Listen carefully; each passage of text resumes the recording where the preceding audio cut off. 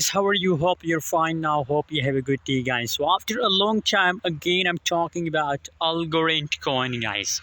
What's going on in Algo? What's the price? What's the price changes occur?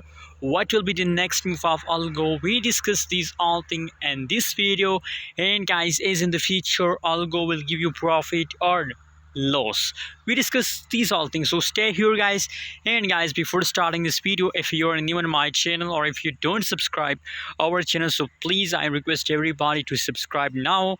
ABS Tech channel for more news and update videos, guys.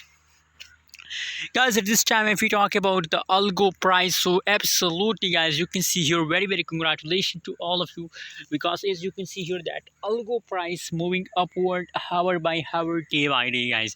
And I believe, guys, that for a long time Algo price will continue this kind of changes. You can see here 1.73 USD dollar, that is the currently price of Algorand in the market.